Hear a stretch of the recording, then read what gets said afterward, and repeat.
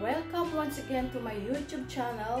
For today's video, gagawa tayo ng toasted bread.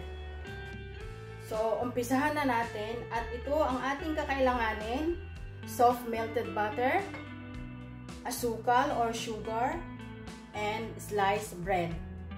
Una, ang gawin natin, ihalo natin yung 3 tablespoon ng sugar, tsaka i-mix.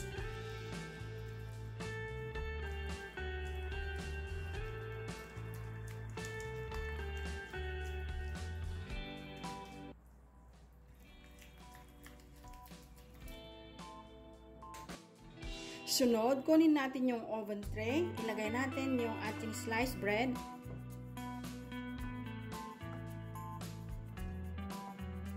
Tapos, spread tayo ng melted butter. Pwede kayong gumamit ng brush.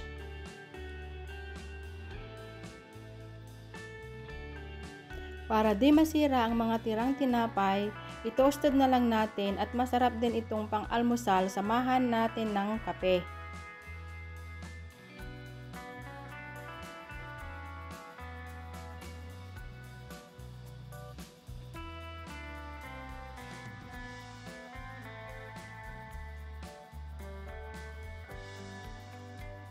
At ating i-preheat ang ating oven. Now, ready na natin ilagay sa loob ng oven. After 5 minutes, kailangan natin siyang i-flip.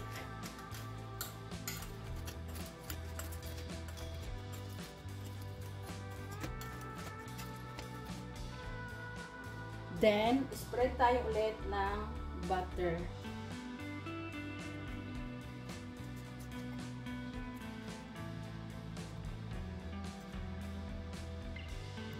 Kaya ako nilalagyan ng melted butter with sugar para lalong sumarap siya. Then, ibalik natin siya ulit sa oven. Another 5 minutes.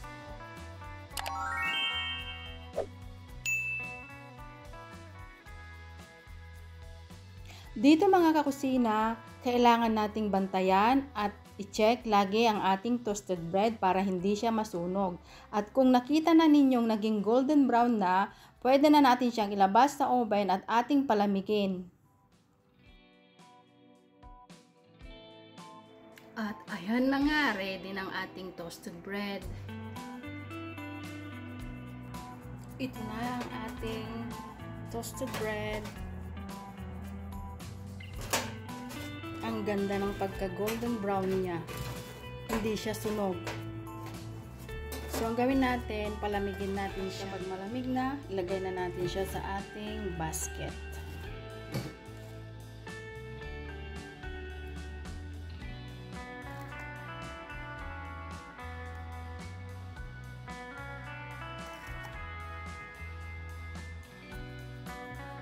At ito na ang ating toasted sliced bread.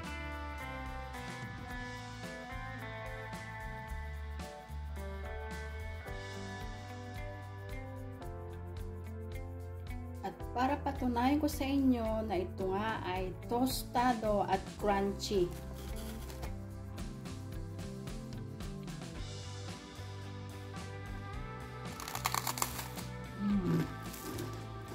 Wow.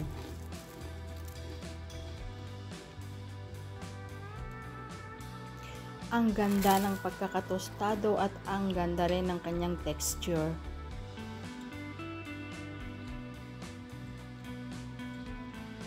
Tostado talaga.